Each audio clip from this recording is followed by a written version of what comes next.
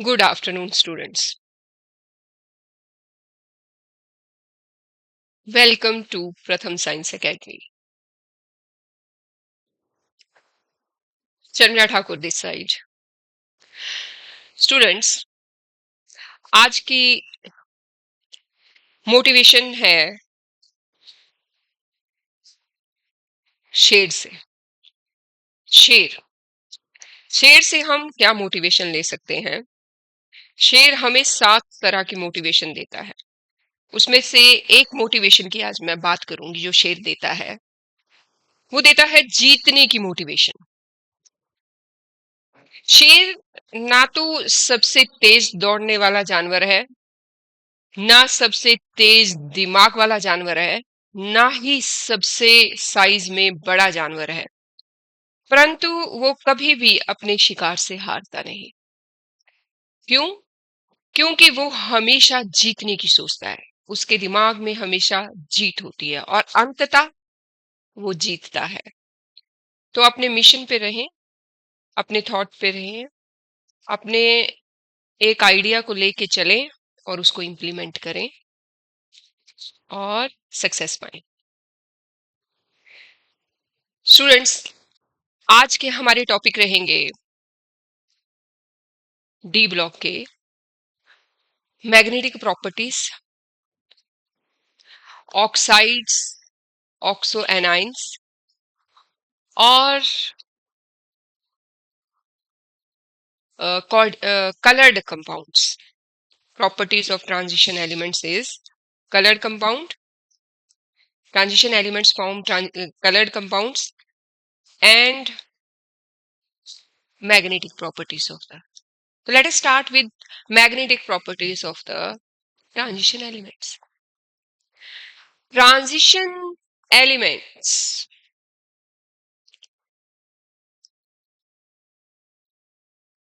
Magnetic property show करते हैं। NCERT क्या बोलती है? एनसीईआरटी बोलती है when a magnetic field is applied to substances mainly two two type, then अगर मैग्नेटिक फील्ड मतलब ये जो ट्रांजिशन एलिमेंट्स के सब्सटेंसेस तैयार होंगे उन पे अगर, या एलिमेंट्स, इन पे अगर इनका अगर मैग्नेटिक बिहेवियर देखा जाए तो वो दो तरह का होता है, डाई मैग्नेटिक और पैरामैग्नेटिक। डाई मैग्नेटिक, पैरामैग्नेटिक और एक और आपने +1 में पढ़ा होगा, दैट इज फेरोमैग्नेटिज्म।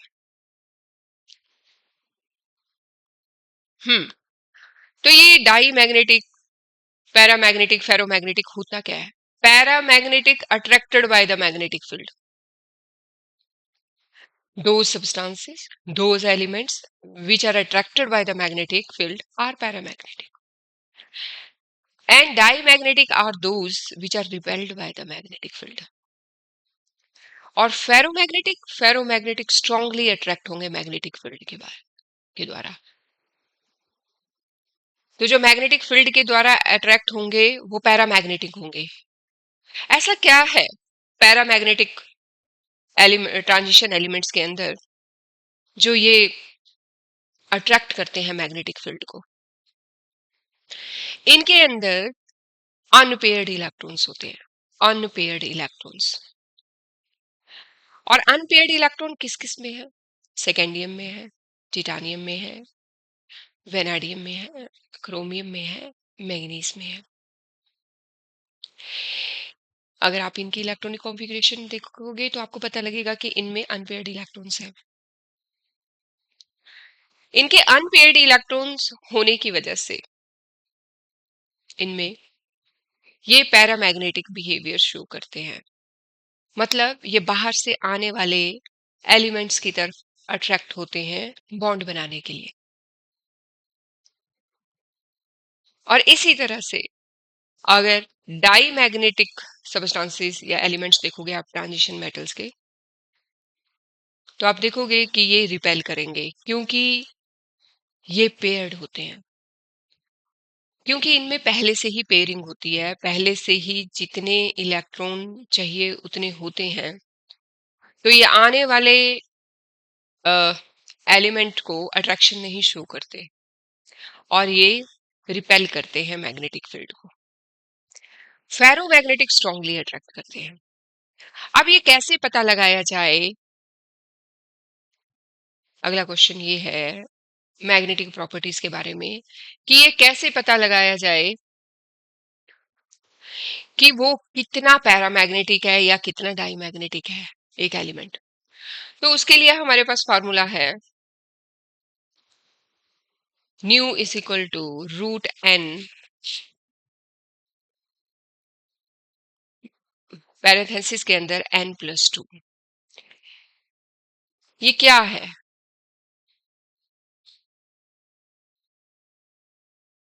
हम्म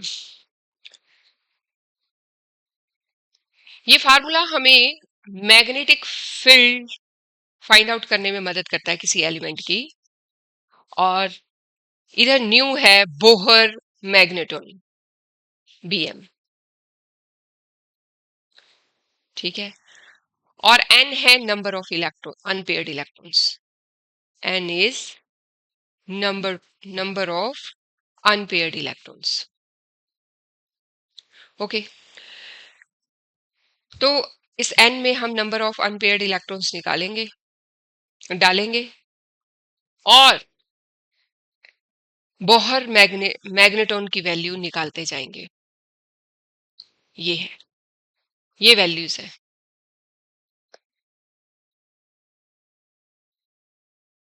ये है the magnetic movement increases with the increasing number of unpaired electrons. तो हमने जब इस फार्मूले के थ्रू मैग्नेटिक मूवमेंट निकाली तो हमें क्या मिला कि जैसे जैसे ये वैल्यू इंक्रीज होती जा रही है, देख रहे हो ये value 0, then 1.75, then 2.76, then 3.86, then 4.86 and then 5.96। ये वैल्यूज इंक्रीज होती जा रही है। ये है, ये ये वैल्यूज, ठीक है। ये बोहर मैग्नेटोन निकाला हुआ है एक सीरीज का, ट्रांजिशन एलिमेंट्स की एक सीरीज का। और इनमें ये अनपेयर्ड इलेक्ट्रॉन है 0, 1, 2, 3, 4, 5।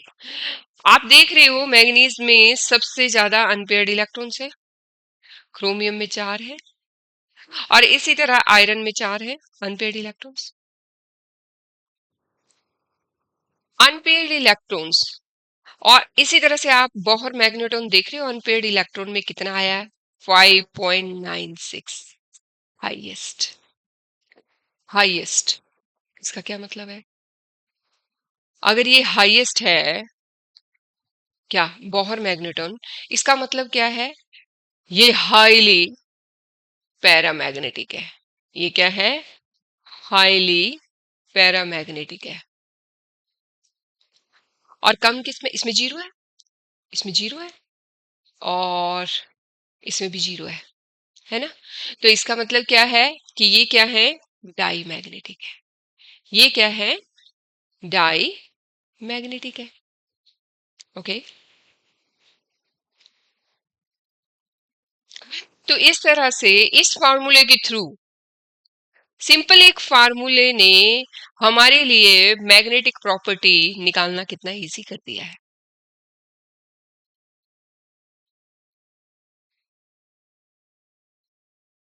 All clear? This is all about magnetic property of transition elements. Simple. Transition elements show two types of magnetic behavior, paramagnetic and diamagnetic. Paramagnetic are those elements of the transition elements which have unpaired electrons, and diamagnetic show non-attraction to the towards the magnetic field because no unpaired electron is present in this. And scandium and zinc shows this type of behavior. And this is the formula nu is equal to root n+2 bracket के अंदर। This is the formula जिसके through ये सारी magnetic fields निकाली गई है, behaviour या Bohr's magneton निकाला गया है, जिससे कि मैग्नेटिक बिहेवियर पता लग जाता है हर एक एलिमेंट का। मैंने दोबारा सम अप कर दिया बात को। अब हम चलते हैं नेक्स्ट टॉपिक की तरफ, और नेक्स्ट टॉपिक है हमारा formation of coloured compounds. Transition elements coloured compound form करते हैं। ट्रांजिशन एलिमेंट्स क्यों क्यों ये है, ये एक सीरीज ली है ट्रांजिशन एलिमेंट्स की। कौन सी? फर्स्ट सीरीज देख रहे हो आप, ये है। Should I make it big? So ये है, ये है सीरीज।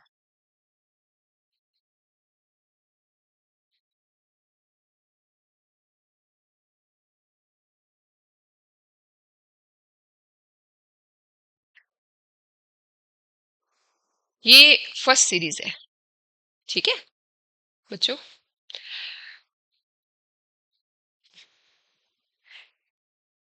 ये है, हम्म, ये इधर इलेक्ट्रॉनिक कॉन्फ़िगरेशन है, ये फर्स्ट सीरीज है, और ये उनके कलर है।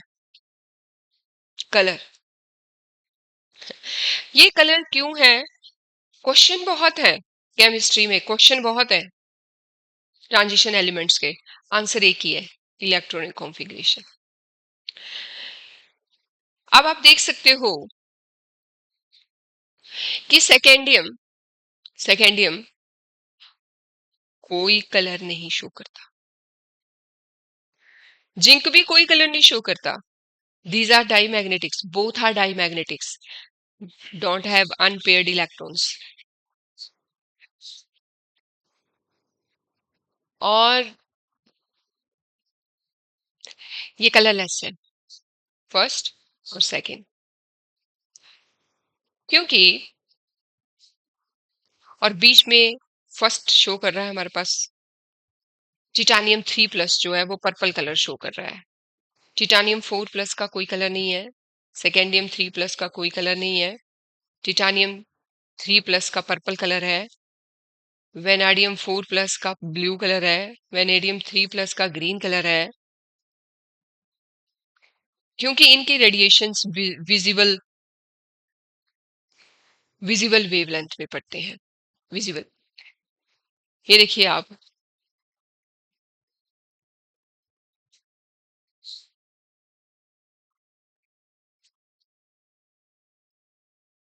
अगर आप इसको देखेंगे, ये देखिए क्या करता है। ये जो डी ब्लॉक के 5 ऑर्बिटल्स हैं, 1 2 3 4 5, ये स्प्लिट कर जाते हैं 2 एनर्जीज में। एक और ये दो, दो ऊपर और 3 नीचे। तो ये जो अनपेयर्ड, पेयर्ड इलेक्ट्रॉन नहीं, ये जो अनपेयर्ड इलेक्ट्रॉन्स होते हैं, इनको अगर थोड़ी सी एनर्जी मिले नीचे वालों को, तो ये ऊपर एक्साइट कर जाते हैं।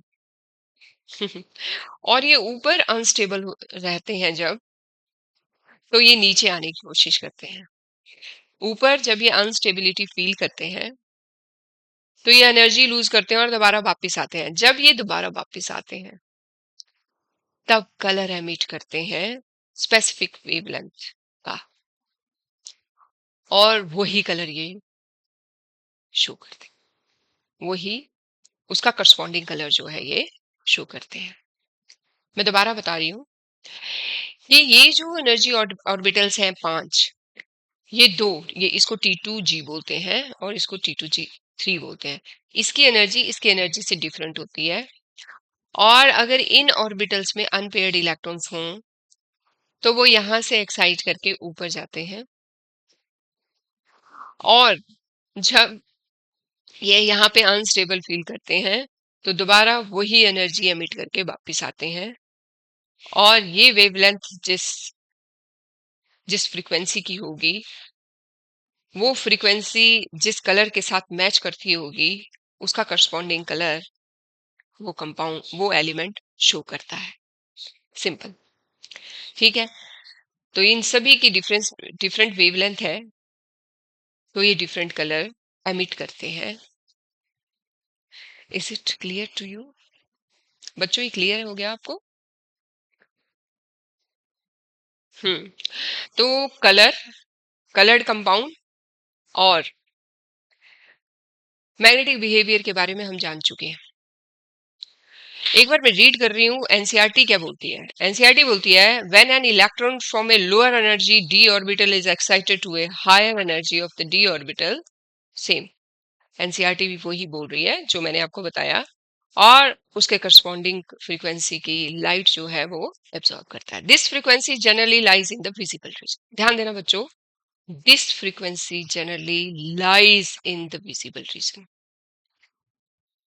ये the colour observe correspond to the complementary colour of the light absorb. तो वो कलर जो ऑब्जर्व किया जाएगा वो कॉम्प्लीमेंट्री कलर होगा। जैसे अगर आपने रेड देखा तो उसका कॉम्प्लीमेंट्री जो है ग्रीन होगा, तो वो दिखेगा वो। ठीक है, तो ये कह रहे हैं the nature of the legend जो इन सबस्टांसिस के साथ होंगे वो डिटरमाइन करेंगे कि ये कौन सा कलर लेंगे। लीजेंट्स आपको पता है, लीजेंट्स डी ब्लॉक एलिमेंट कॉम्प्लेक्सिस भी बनाता है, कॉम्प्लेक्सिस है ना।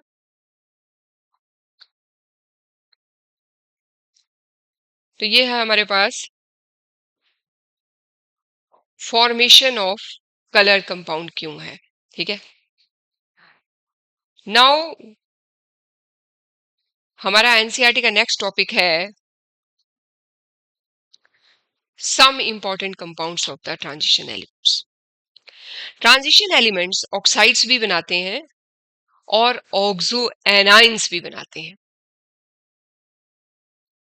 मैं दोबारा बता रही हूं कि ट्रांजिशन एलिमेंट्स ऑक्साइड्स भी बनाते हैं और ऑक्सो एनाइंस भी बनाते हैं। Oxides are generally found by the reaction of metals with oxygen at high temperature. ध्यान देना, हाई टेम्परेचर में ऑक्साइड्स मेटल्स कब फॉर्म करते हैं, हाई टेम्परेचर पे। किस पे, हाई टेम्परेचर पे।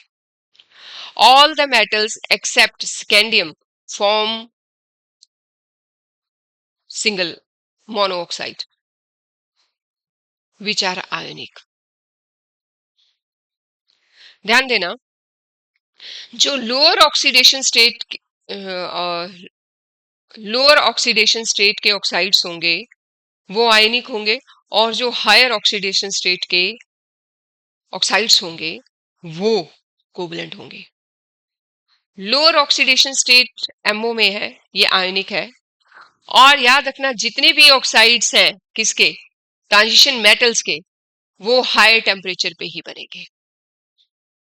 The highest oxidation number in the oxides coincides with the group number and is attained in Sc2O3 to Mn2O7। जो हाईएस्ट ऑक्सीडेशन स्टेट होगी जिस ग्रुप की,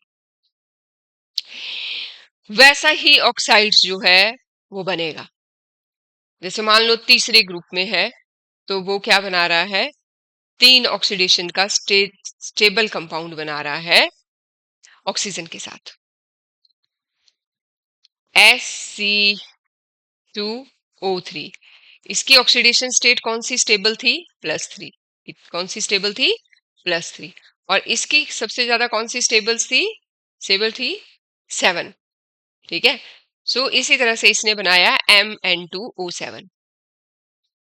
ठीक है, और 7 को छोड़ करके कोई ऑक्साइड नहीं, इससे हायर ऑक्साइड कोई नहीं है, इससे नीचे ही ऑक्साइड बनेंगे।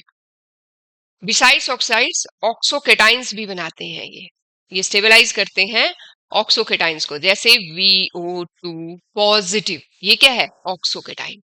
ये क्या है, ऑक्सो का केटाइन। ठीक है, तो ये ऑक्साइड्स तो बनाते ही बनाते हैं कौन, ट्रांजिशन एलिमेंट्स, ऑक्सोकेटाइन। और कब बनाते हैं, हायर टेम्परेचर पे। ये जो ऑक्साइड्स बनाते हैं ये बेसिक्स भी होते हैं, ये एसिडिक भी होते हैं, एम्फोटेरिक भी होते हैं। देखते हैं इनमें से कौन कौन से ऑक्साइड्स जो ट्रांजिशन एलिमेंट्स बनाते हैं वो बेसिक, एम्फोटेरिक और एसिडिक होते हैं, ये हम आगे देखेंगे। यहां तक आपने जाना कि जो लोअर ऑक्सीडेशन स्टेट के ऑक्साइड्स होते हैं वो लोअर ऑक्सीडेशन स्टेट से ही बनते हैं, और जो लोअर हायर ऑक्साइड्स होते हैं Mn2O7 टाइप, सो वो इसलिए बने क्योंकि मैग्नीज की ऑक्सीडेशन स्टेट 7 थी। ये ऑक्सोकेटाइन भी बनाते हैं। इसका एक एग्जांपल मैंने ये दिया वेनेडियम का, VO2 पॉजिटिव। दूसरा एग्जांपल है TiO2 positive, titanium oxocation, titanium oxocation. इधर एक और इधर डाइकेटाइन है ये। So as the oxidation number of metal increases, जैसे जैसे ऑक्सीडेशन नंबर 1 2 3 4 5 6 7 इस तरह से जाते जाएंगे, आयनिक करेक्टर डिक्रीज होता जाएगा और कोवलेंट करेक्टर बढ़ता जाएगा। मैंने आपको पहले ही बताया, जो मेटल एमओ टाइप ऑक्साइड बना रहे हैं ये आयनिक है, और MN2O7 टाइप, जिसमें 7 ऑक्सीजन या 5 ऑक्सीजन या 3 ऑक्सीजन या 4 ऑक्सीजन आके जिस कंपाउंड के साथ लग रही हैं वो कोवलेंट है, वो कोवलेंट है। Even Even CrO3 and V2O3 have low melting points in these higher oxides. The acidic character is predominant. ये है, ये जो Mn था, सॉरी, ये जो MO टाइप ऑक्साइड्स हैं ये बेसिक है, ये बेसिक है, जबकि ये CrO3 V2O5 इनका मेल्टिंग पॉइंट भी हाई है और ये एसिडिक, ये ऑक्साइड्स एसिडिक है। हम क्या पढ़ रहे हैं? हम पढ़ रहे हैं ट्रांजिशन मेटल जो इंपॉर्टेंट कंपाउंड बनाती है उनको पढ़ रहे हैं हम। तो जिसमें हमने कई कंपाउंड्स जाने, जैसे कि हमने मेटल के ऑक्साइड, सिंपल ऑक्साइड्स जाने जो आयनिक फॉर्म में है, फिर हमने मेटल के हायर ऑक्सीडेशन स्टेट के इन्हीं मेटल्स के कंपाउंड्स जाने, जो कि है Mn2O7, जैसे कि Fe2O3, ठीक है, ये हायर ऑक्सीडेशन स्टेट है इनमें। ऑक्सोकेटाइंस जाने, उसके बाद हमने जाना कि कुछ ऐसे ऑक्साइड्स भी हैं जो बेसिक ना होकर एसिडिक हैं, जिनका मेल्टिंग पॉइंट लो है ना, वो थे CrO3 एंड V2O5, है ना। दस Mn2O7 gives HMnO4 and CrO3 gives H2CrO4 and H2Cr2O7। ध्यान देना कि जब ये एसिड में डाला जाता है, कौन, Mn2O7, जैसे ही किसी एसिड में डाला जाएगा ना, एसिडिक मीडियम में, कौन, मैग्नीशियम का जो ये ऑक्साइड है 7 ऑक्सीडेशन स्टेट का, जब ये डाला जाएगा तो ये क्या बन जाएगा, H, let me delete this,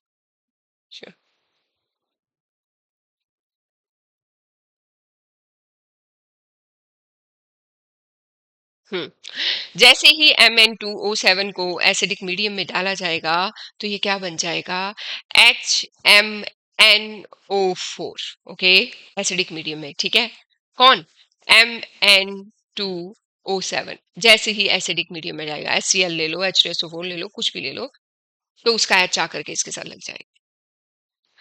इसी तरह से अगर आप CrO3 में को एसिड में डालोगे, किसी भी एसिड में, HCl में डाल दो, HNO3 में डाल दो, H2SO4 में डाल दो, H2CO3 में डाल दो, ये बनाएगा H2CrO3। तो आप देख रहे हो यहाँ 2 हाइड्रोजन आके लग रहे हैं, जबकि यहाँ पे सिर्फ एक लग रहा है, ठीक है।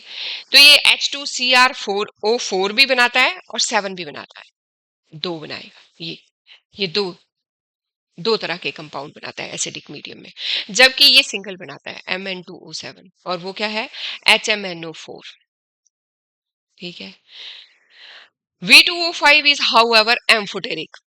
तो देखो, अभी तक हम लोगों ने ऑक्साइड्स पढ़े, ऑक्सोकेटाइंस पढ़े, हमने ये देखा कि बेसिक भी है ऑक्साइड्स, एसिडिक ऑक्साइड्स भी देखे हमने, और अब हमारे पास एम्फोटेरिक ऑक्साइड है V2O5।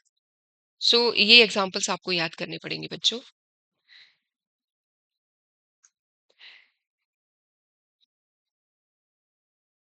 क्या है, V2O5 is amphoteric in nature. V2O5 is amphoteric in nature. Okay, ठीक है। दो mainly acidic and it amphoteric, दो गिव्स VO4 जो है ये एसिडिक है, ठीक है, और VO2 positive is salt. In vanadium there is a gradual change from the basic V2O3 or less basic V2O4 to amphoteric V2O3.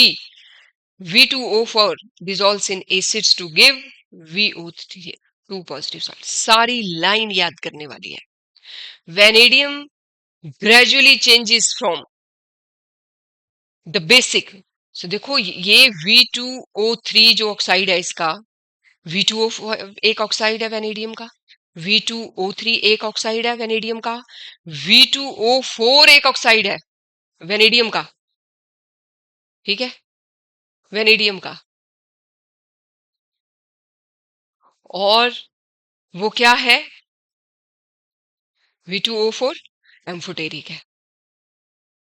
ठीक है, बेसिक, लेस बेसिक, एम्फोटेरिक और V2O4 एसिड्स में डिसॉल्व होके VO2 पॉजिटिव सॉल्ट बनाता है. Similarly V2O3 reacts with alkalis. ये acid के साथ रिएक्ट करेगा V2O4 और V2O5 रिएक्ट करेगा अल्कलीज के साथ और एसिड्स के साथ, दोनों के साथ. तभी वो दोनों बिहेवियर शो करता है. एम्फोटेरिक, ये एम्फोटेरिक है और ये एसिड के साथ रिएक्ट करेगा क्योंकि ये बेसिक है. Is it clear?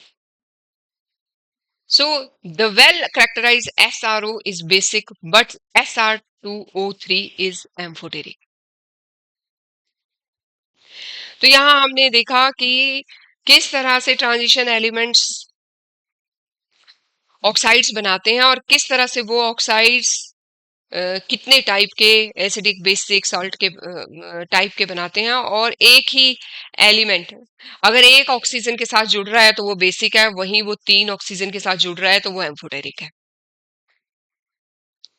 तो it's all about to learn. इसके बाद है हमारे पास पोटेशियम डाइक्रोमेट. क्या फार्मूला होता है बच्चों? K2Cr2O7. पोटेशियम डाइक्रोमेट क्योंकि इसमें 2 क्रोमेट है, क्रोम है, क्रोमियम है, तो क्या हो गया? आगे पोटेशियम है, पोटेशियम डाइक्रोमेट. ये बहुत इंपॉर्टेंट केमिकल है लेदर इंडस्ट्री का. ठीक है, तो ये कहाँ इस्तेमाल होता है? लेदर इंडस्ट्री में. Potassium di and as an oxidant for the preparation of many azo compounds. What do you mean by azo? Azo means nitrogen. Nitrogen के कंपाउंड बनाने के लिए भी ये पोटेशियम डाइक्रोमेट इस्तेमाल किया जाता है. ठीक है, सो इसी तरह से हमारे पास एक और क्या कर रहे हैं हम लोग? ट्रांजिशन सीरीज के मेटल्स के कंपाउंड याद कर रहे हैं, जो वो कंपाउंड बनाते हैं. उसमें हमने ऑक्साइड्स पढ़ लिए, उसमें हमने ऑक्सो एनाइंस पढ़ लिए. अब हम जो वो बड़े बड़े कंपाउंड्स बनाते हैं जैसे पोटेशियम डाइक्रोमेट और ये फ्यूजन, ये आयरन आयरन क्रोमेट ना, क्रोमेट, ये जो कंपाउंड बना रहे हैं ये कैसे बनते हैं, ये कहाँ यूज होते हैं, ये हमें एनसीईआरटी बता रही है. तो पहले मैंने आपको बताया कि पोटेशियम डाइक्रोमेट लेदर इंडस्ट्री में यूज होता है, एजो कंपाउंड्स बनाने में यूज होता है. और dichromate are generally prepared from chromate. Chromate, what is chromate? Cr2O7. तो क्रोमेट को क्या करेंगे हम? Which in turns are obtained by the fusion of chromite ore. क्या है क्रोमाइट ओर? यहाँ पे FeCr2O4. तो इससे हम क्या ऑब्टेन करते हैं? क्रोमेट. ठीक है, विद द सोडियम और पोटेशियम कार्बोनेट. देखिए ये है हमारे पास पोटेशियम डाइक्रोमेट. दिस क्या बनाना है हमने? हमने बनाना है पोटेशियम डाइक्रोमेट, K2Cr2O7 बनाना है. और ये हमने स्टडी कर लिया कि ये क्रोमाइट के फ्यूजन से बनता है, क्रोमाइट ओर के फ्यूजन से बनता है. किसके साथ फ्यूज करना है? सोडियम कार्बोनेट के साथ. तो सोडियम कार्बोनेट का फार्मूला क्या होता है? Na2CO3. Na2CO3, this one. अब इसको हमने क्रोमाइट ओर कौन सी ली? FeCr2O7. ठीक है, और ये रिएक्शन हमने क्या किया? ऑक्सीजन की प्रेजेंस में किया. किसकी प्रेजेंस में किया? ऑक्सीजन की प्रेजेंस में इनको रिएक्ट करवाया और मेरे पास रिजल्ट आया Na2CrO4. ये Cr4 आयरन के साथ जो है वो सोडियम के साथ आके लग रही, और दूसरी तरफ मेरे पास बना आयरन ट्राई ऑक्साइड और कार्बन डाइऑक्साइड। तो हमने क्या देखा कि अगर मैं एक क्रोमाइड की ओर लूं और दूसरी तरफ मैं सोडियम कार्बोनेट या पोटेशियम कार्बोनेट लूं, फ्री एयर असेस करूं, तो मुझे क्या मिलेगा? मुझे मिलेगा सोडियम क्रोमेट। क्या मिलेगा? Sodium chromate. ये येलो कलर का सॉल्यूशन होगा। ये किस कलर का सॉल्यूशन होगा? येलो कलर का सॉल्यूशन होगा। अगर हम इसको एसिड में डालेंगे H2SO4 में, तो हमें सोडियम डाइक्रोमेट मिल जाएगा। See look at this.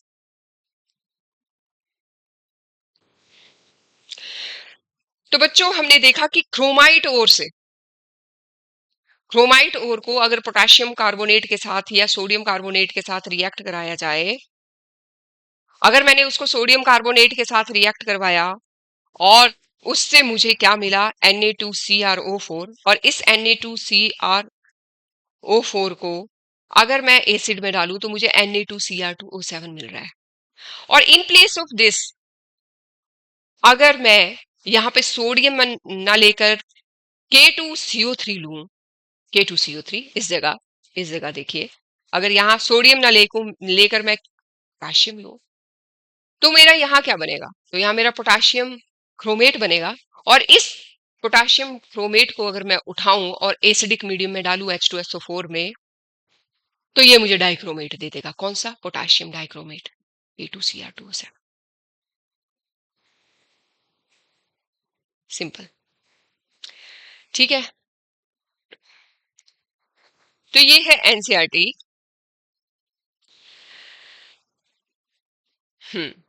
ये है कुछ कंपाउंड्स, ऑक्साइड्स, ट्रांजिशन मेटल्स के एसिडिक नेचर के जो हैं। ये सभी क्या है? ये एसिडिक नेचर के हैं। ठीक है, ये बेसिक नेचर का है, SRO, Cr2O3, Cr। इस केस में +3 ऑक्सीडेशन स्टेट है और इस केस में क्या है? +6 ऑक्सीडेशन स्टेट है क्रोमियम की। ये एसिडिक है +6 में। तो हायर ऑक्सीडेशन स्टेट में जितने भी ऑक्साइड होंगे वो एसिडिक होंगे। Higher oxidation, as you can see in the chart, ये 6 ऑक्सीडेशन स्टेट है। ये 6 ऑक्सीडेशन स्टेट है, ये भी एसिडिक है। Mn2O7 7 ऑक्सीडेशन स्टेट है, ये भी एसिडिक है। MnO3 6 ऑक्सीडेशन स्टेट है, ये भी एसिडिक है। 4 और 3, 4 जिनकी ऑक्सीडेशन स्टेट होगी वो एम्फोटेरिक रहेंगे। ये है एम्फोटेरिक का एग्जांपल MnO2। और जो बेसिक है उनके साथ जो ऑक्सीजन लगी होगी वो 1 होगी या 2 होगी या 3 होगी, वो बेसिक ऑक्साइड्स होंगे। तो लोअर कम ऑक्सीजन जिनके साथ होगी, मोनो या डाई, वो हमेशा बेसिक होंगे। ये बच्चों मैंने आपके लिए निकाले हैं, थॉरो मैंने स्टडी की है। सो आप सुनिए, समझिए और इन्हें लर्न कीजिए। ये देखिए, ये इस तरह के कुछ oxides first series of transition metal बनाती है। ये चार्ट भी आप देख सकते हो। ठीक है। हम्म तो हमने कुछ इंपॉर्टेंट कंपाउंड्स पढ़े ट्रांजिशन एलिमेंट्स के, कुछ ऑक्साइड्स पढ़े, कुछ ऑक्सोकेटाइंस पढ़े, कुछ हमारे पास ऑक्सो एनाइंस भी हैं। जनरली आपने देखा कि ऑक्साइड हायर टेम्परेचर पे बनते हैं। ये हमारा एक पॉइंट निकल के आया एनसीईआरटी का, वेरी इंपॉर्टेंट पॉइंट, कि ऑक्साइड्स हाई टेम्परेचर पे ही बनते हैं। Except the first member of 3D series, scandium, all other transition elements form the ionic metal. Important points मैंने निकाले हैं आपके लिए। स्कैंडियम को छोड़ के जितने भी एलिमेंट फर्स्ट सीरीज के अंदर हैं वो कोवलेंट कंपाउंड्स बनाते हैं, जबकि स्कैंडियम आयनिक कंपाउंड बनाता है, आयनिक ऑक्साइड बनाता है, आयनिक। ठीक है। और वैसे भी बहुत जो बिल्कुल लोअर स्टेट ऑफ ऑक्सीडेशन होगी, ऑक्सीडेशन नंबर होगा, वो आयनिक ही कंपाउंड बनाते हैं ये ट्रांजिशन एलिमेंट्स। और ऑक्सीडेशन स्टेट्स +2 से +7 तक एग्जिस्ट करती है। इवन ऑस्मियम एक ऐसा ट्रांजिशन एलिमेंट है जिसमें +8 ऑक्सीडेशन स्टेट है ऑस्मियम में। point to be noted. As the oxidation number of a metal increases, तो जैसे जैसे आयनिक से ये बेसिक की तरफ जाएगा। ये वही एग्जांपल जो मैंने एसिडिक बेसिक सबके आपके दिए हैं। और जनरली लोअर ऑक्साइड्स जो हैं वो ऑक्साइड्स में भी एम्फोटेरिक, और हायर जो हैं वो क्या रहेंगे, बेसिक। और जो बिल्कुल लो है जैसे कि CRO, ये बेसिक नेचर के होंगे। सो मैंने ज्यादा से ज्यादा चीजें आपके लिए निकालने की कोशिश की है। ये हमारे पास ऑक्सो एनाइंस है। मैंने ऑक्सो एनाइन का कोई एग्जांपल आपको नहीं दिया था। तो ये है anions BrO4 negative, BrO3 negative. अगर O4 है तो पर ब्रोमेट बोलते हैं, O3 नेगेटिव है तो ब्रोमेट है, और BrO2 OIT है, नेगेटिव है तो ब्रोमाइट है, और अगर BrO नेगेटिव है तो हाइपोब्रोमाइट है, हाइपोब्रोमाइट। ठीक है। और अगर इनको एसिड में डाल दो तो ये क्या करते हैं, HbRO4 पर क्या है, पर ब्रोमिक एसिड बन जाएगा। ये ब्रोमिक एसिड बन जाएगा, ब्रोमिक। ठीक है। और ब्रोमाइट जो है ब्रोमस बन जाएगा। ठीक है। और हाइपोब्रोमाइट जो है हाइपोब्रोमस एसिड बन जाएगा। ये जब एक होती है तो OUS लगता है, दो हो गई तो हाइपो और OUS लगेगा। जब दो हो जाएगी तो सिर्फ OUS लगेगा। और जब ये तीन हो जाएगी तो ईक बढ़ गई दो से, तो ब्रोमिक बन गया। और ये अगर ईक के साथ एक और बढ़ गई तो पर लग गया। तो स्टूडेंट्स मैं आपको सारे कंपाउंड्स, ऑक्सोकेटाइंस, ऑक्साइड्स, ऑक्सो एनाइंस, और उनके अलावा भी जो ट्रांजिशन एलिमेंट्स मेन कंपाउंड्स बनाते थे वो सारे मैं डिस्कस कर चुकी हूँ। अब ये आपका काम है कि आप इनको लर्न कैसे करते हैं।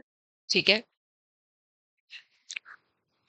तो that's all about the transition elements. हाँ, एनसीईआरटी ने इसके बाद वाले पेज में ये कुछ ऑक्सो एसिड्स भी हैं। ठीक है। ऑक्सो एसिड्स और ऑक्सो एनाइंस है मेरे पास, मैंने इनकी लिस्ट भी निकाली थी आपके लिए। ठीक है। इसके अलावा हमारे पास एनसीईआरटी ने ये जो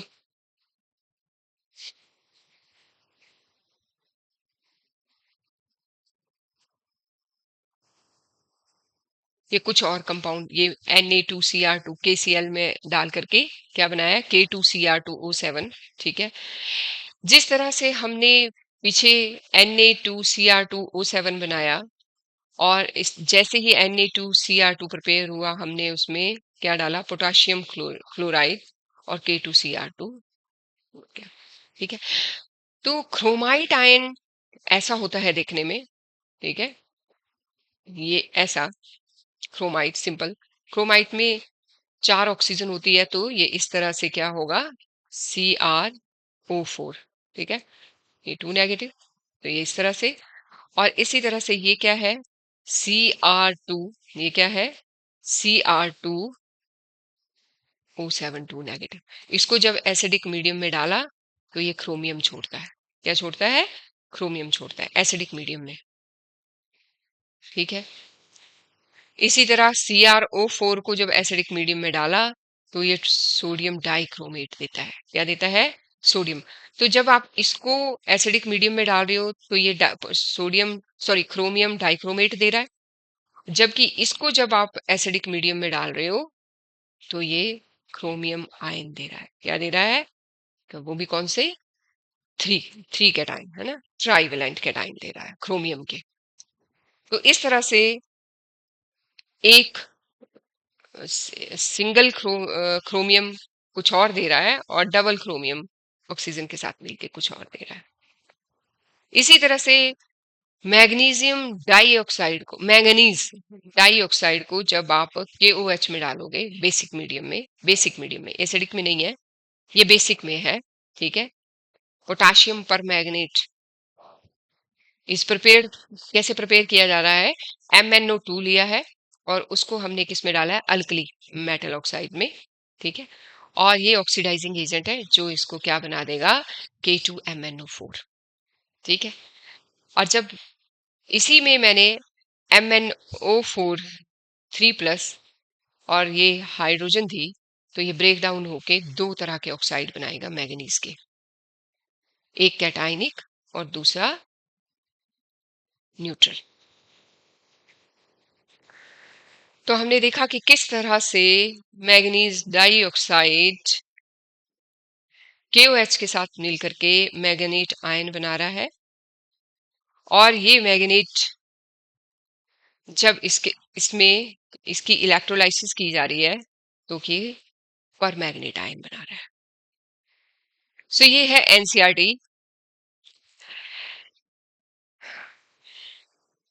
अब है हमारे पास इसके कुछ यूजेस केमिस्ट्री में। पोटाशियम पर मैग्नेट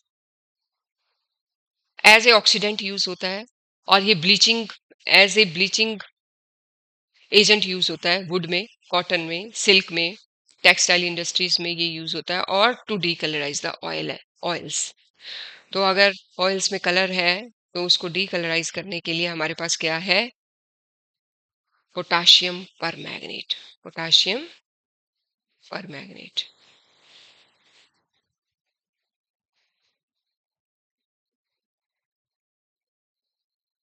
तो बच्चों ये है हमारे पास यूजेस, ये है हमारे पास यूजेस। ठीक है। क्या क्या यूजेस हैं पोटाशियम पर मैग्नेट के? It is used as a bleaching agent in wood industry, in textile industry, in silk industry, and it is used to decolorize the oils. अब हमारा नेक्स्ट टॉपिक है transition elements, inner transition elements F block, जिसकी video मैं part 5 में बनाऊंगी। This is all about today's lecture.